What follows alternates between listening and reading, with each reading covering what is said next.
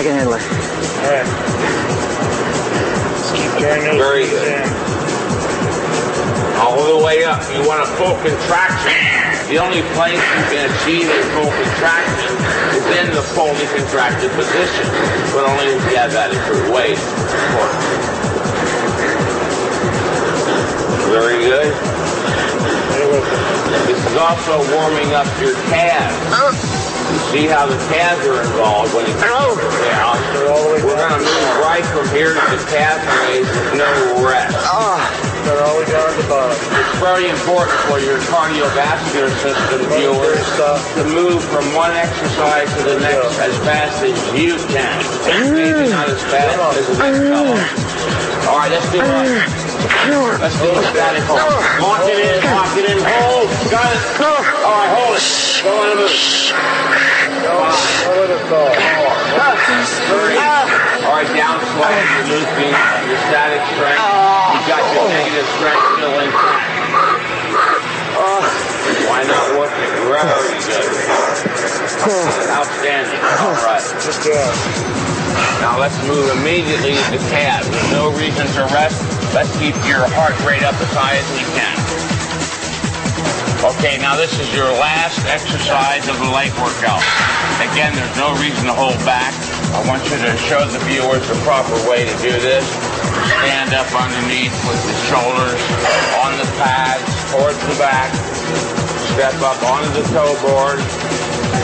Make sure your balls of your feet are on the very edge without risking falling off. Keep your back perfectly straight and your knees locked. In order to work the gastrocnemius, you need to have the knees locked, or you'll work the soleus, the muscle on the under part of the gastrocnemius. Okay? Go. Down. There's no cadence here. It's a small range of motion. We do it under control. No momentum is all that's really important. Get a good stretch at the bottom. Remember, the fuller the range of motion, the greater the exercise. Get a full extension all the way down. Feel it more. That's it. Now dig in. Now, higher. Higher. When you're on the next rep, Marcus, when you're as high as you think you can go, pitch it up another quarter of an inch. There you go. Look at those calves. Higher. Higher. All right, hold it. Now go down slow. When you're at the bottom, flex your calf. On the calves, we go even higher, 12 to 20 reps. Very good. You keep it down to your reps. Oh.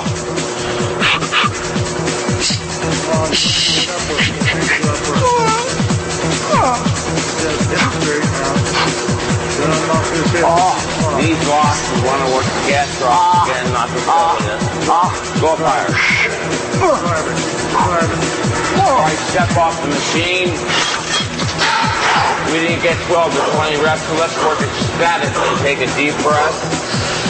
Work as high as you can go and hold it as long as you can. Hold it. Higher. Higher. The fuller the contraction, the greater the growth stimulus. Your purpose as a bodybuilder is not to come into the gym to see how many sets you can do or how long you can mindlessly endure. A bodybuilding workout is not an endurance contest. Very good.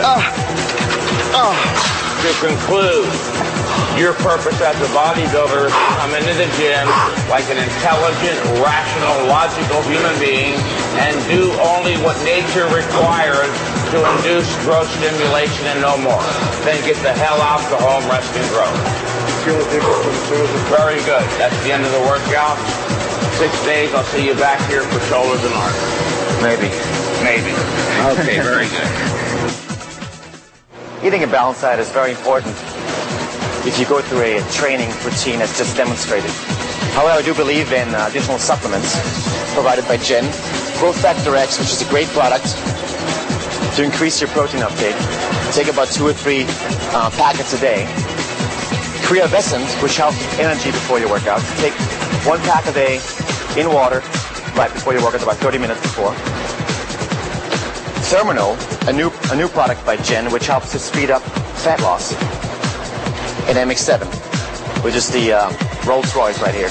helps you with greater recovery after your workouts, increased muscle mass, and actually also with getting leaner and losing fat. So make sure you take your supplements and train hard.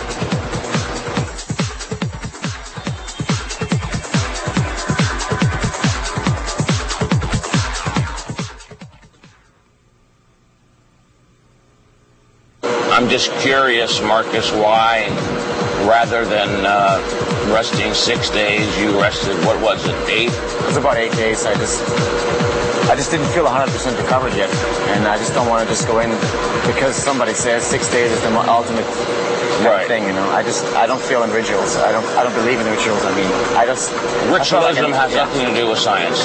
Yeah. So your reason was that you didn't feel fully recovered. I didn't feel 100%. I said I'm going to take another 2 days off. You know, if I come back stronger than I know, it's going to be worth more time. Exactly. You know? Yes. I mean, muscle atrophy doesn't happen anyway. It's going to take. Let me explain something. If an individual is overcompensating, that means getting stronger and bigger on the 6th day, then why would he automatically start decompensating or losing muscle on the 7th or 8th day? It's not going to hurt. Correct. The point is, by taking an extra rest day or 2 off, there's no threat of a loss. There's no threat of a negative. You can't lose anything. But there is the actuality of a positive.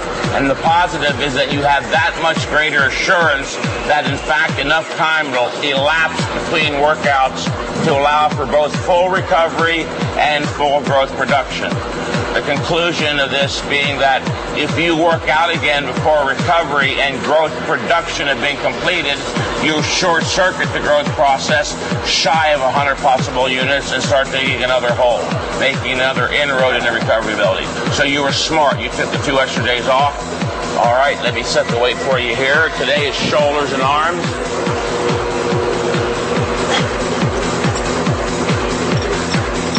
Remember, 4-2-4. We do have resistance in the contracted position, so let's work it. Back straight, head out, all the way up and all the way down. We are not doing partial reps. I think the seat is too low, Mike. Too easy? Too low. The seat is too low. The seat is too low, then bring it up. Your shoulder should be in line with the shoulder or the joint of the cam. That looks pretty good.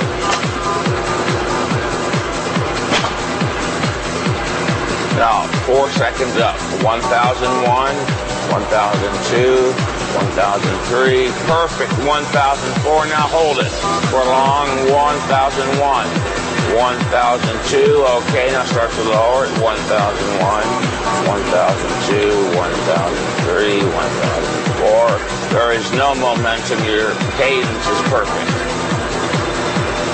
Your delts look real good.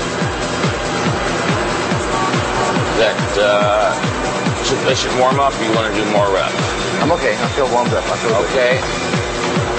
I always leave that up to my client, Marcus. Yeah. Because I can't get inside of his body and experience what's going on, especially with joints or articulations, as doctors call them, that are quite delicate. The shoulder is a delicate articulation. Let's get one heavier going for one set, and then maybe. All right, this is heavier than the last one. Let's draw your focus down tight. Just bring it to a point.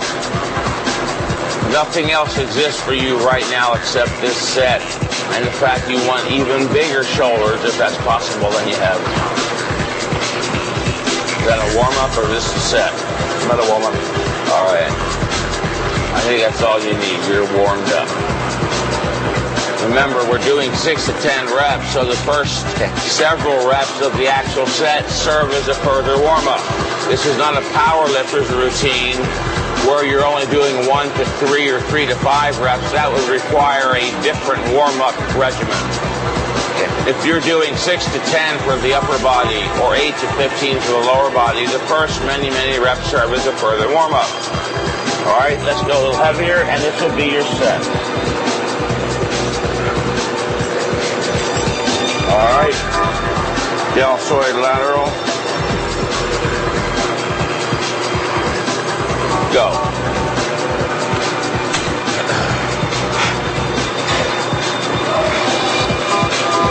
Too heavy? Yeah. All right. Sometimes I do misjudge, not often. Maybe once in every 100,000 cases. If you believe that'll sell you a used weight. All right, let's go.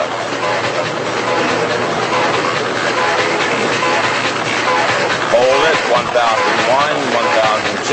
Okay. 1,001, 1,002, 1,003, 1,004. You got the cadence. Continue. Rep number 3. Remember, viewers, keep an accurate recording of your reps because even a 1 rep increase can prove quite significant under certain circumstances. Very good. I can sense, I can feel your focus batten down on what you're doing. That's very good. I couldn't ask for any more motivation directed to doing the rep in the proper form. Now all you gotta do is go to normal failure. You don't have to do forced reps, negative, rest pause. Come on. Now what? You didn't get enough reps on that one? Let it there.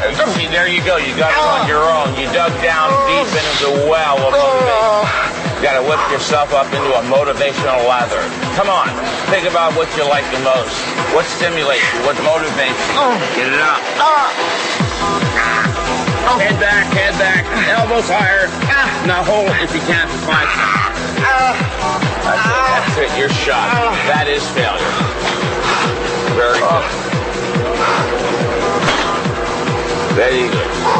Now, if we have any dumbbells, I'm going to have you go right into the dumbbell bent over laterals. This is not a superset, however. There's no need to superset 2 isolation exercises. If Ray would bring the dumbbells in, that'd be great. All right, Marcus, this is the second exercise of the workout for rear delts. We're not going to do a press behind neck or anything specific for the frontal delts because we worked your frontal delts on chest day with the incline press. Even though the incline press is usually thought of as a pec exercise, which it is, it's also a very good deltoid exercise and a tricep exercise. Then also in this workout, you're going to conclude with dips, which happens to be the greatest pec exercise in the world, the best frontal delt, and best tricep exercise. There's no need to do press behind neck, frontal raises, or anything for the frontal delts. You're already working your frontal delts. We want to prevent overlapping as much as possible. Let's show them how to do this correctly. Real, this is not a fake videotape like you see sometimes. He's really doing this. He's going to do it superbly to failure. Very good. Hold it slightly, down slow. Very good.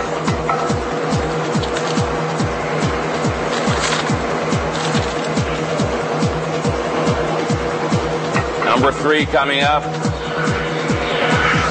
Very good. It's hard to do this one without a slight hitch in the beginning, but then muscle it up the rest of the way. Very good. Rep number 5. Very good. I can see the rear delts isolating and popping up here. Come on, this is a high intensity workout. A heavy duty hit workout. In the proper form, the proper fashion. Going to failure is what we're after. Come on, get it up. All right, now try this one with a slight hit. Just give it a slight jerk. Shake your hands out. Okay. Try one more like that. All right, good enough. You did one more rep in your last workout, which ain't great, but it ain't bad. You're still moving forward. All right, that's it for your delts. Laterals and rear delts. Now we're going to go on to the arms. They're shot. Can't lift my arms up. You literally can't lift your arms up. I can't. It's done. The whole entire shoulder section is shot. If you were to do press behind necks and a front